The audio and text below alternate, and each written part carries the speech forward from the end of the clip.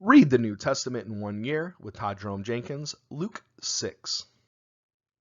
One Sabbath, Jesus was going through the grain fields, and his disciples began to pick some heads of grain, rub them in their hands, and eat the kernels. Some of the Pharisees asked, "Why are you doing what is unlawful on the Sabbath?"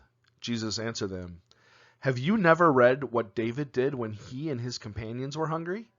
He entered the house of God, and taking the consecrated bread, he ate what is lawful only for the priests to eat. And he also gave some of his companions." Then Jesus said to them, "The Son of Man is the Lord of the Sabbath."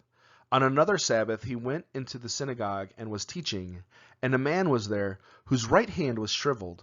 The Pharisees and the teachers of the law were looking for a reason to accuse Jesus, so they watched him closely to see if he would heal on the Sabbath. But Jesus knew what they were thinking and said to the man with the shivered hand, "Get up and stand in front of everyone." So he got up and stood there. Then Jesus said to them, "I ask you, which is lawful on the Sabbath, to do good or to do evil, to save life or to destroy it?" He looked around at them all and then said to the man, "Stretch out your hand." He did so, and his hand was completely restored. But the Pharisees and the teachers of the law were furious and began to discuss with one another what they might do to Jesus. One of those days, Jesus went out to the mountainside to pray and spent the night praying to God. When morning came, he called his disciples to him and chose 12 of them, who he also designated apostles: Simon, whom was named Peter, his brother Andrew, James, John, Philip, and Bartholomew, Matthew, Thomas, James, son of Alphaeus, Simon, who was called Zealot, Judas, son of James, and Judas Iscariot, who became a traitor. He went down with them and stood on a level place. A large crowd of his disciples were there, and a great number of people from all over Judea, from Jerusalem, and from the coastal regions around Tyre and Sidon, who had come to hear him and to be healed of their diseases. Those troubled by impure spirits were cured, and the people all tried to touch him because power was coming from him in healing them. Looking at his disciples, he said, "Blessed are you who are poor, for your kingdom is the kingdom of God. Blessed are you who hunger now, for you will be satisfied. Blessed are you who weep now, for you will laugh. Blessed are you when people hate you, when they exclude you and insult you and reject your name as evil, because of the Son of Man. Rejoice in that day and leap for joy, because great is your reward in heaven. For that is how their ancestors treated the prophets. But woe to you who are rich, for you have already received your comfort. Woe to you who are well fed now, for you will go hungry.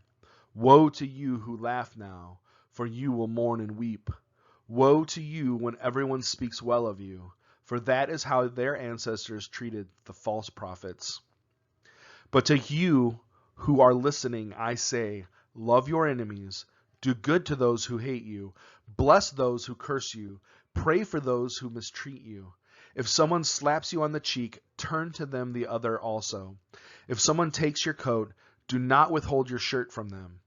Give to everyone who asks you, and if anyone takes what belongs to you, do not demand it back. Do to others as you would have them do to you.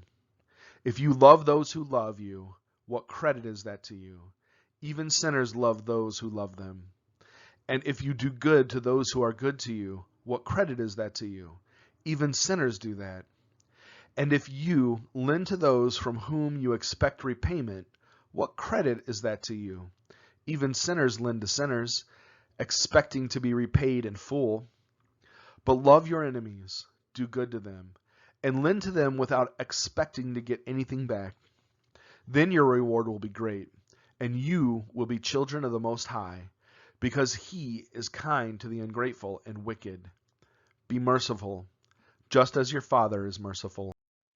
Do not judge, and you will not be judged. Do not condemn, and you will not be condemned. Forgive, and you will be forgiven. Give, and it will be given to you. A good measure, pressed down, shaken together, and running over, will be poured into your lap. For with the measure you use, it will be measured to you. He also told them this parable. Can the blind lead the blind? Will they not both fall into a pit? The student is not above the teacher, but everyone who is fully trained will be like their teacher. Why do you look at the speck of sawdust in your brother's eye and pay no attention to the plank in your own eye? How can you say to your brother, Brother, let me take the speck out of your eye, when you yourself fail to see the plank in your own eye? You hypocrite, first take the plank out of your own eye, and then you will see clearly to remove the speck from your brother's eye. No good tree bears bad fruit, nor does a bad tree bear good fruit. Each tree is recognized by its own fruit. People do not pick figs from thorn bushes, or grapes from briars. A good man brings good things out of the good stored up in his heart, and an evil man brings evil things out of the evil stored up in his heart. For the mouth speaks what the heart is full of. Why do you call me Lord, Lord, and do not do what I say? As for everyone who comes to me and hears my words and puts them into practice, I will show you what they are like. They are like a man building a house who dug down deep and laid the foundation on rock. When a flood came, the torrent struck that house, but could not shake it, because it was well built.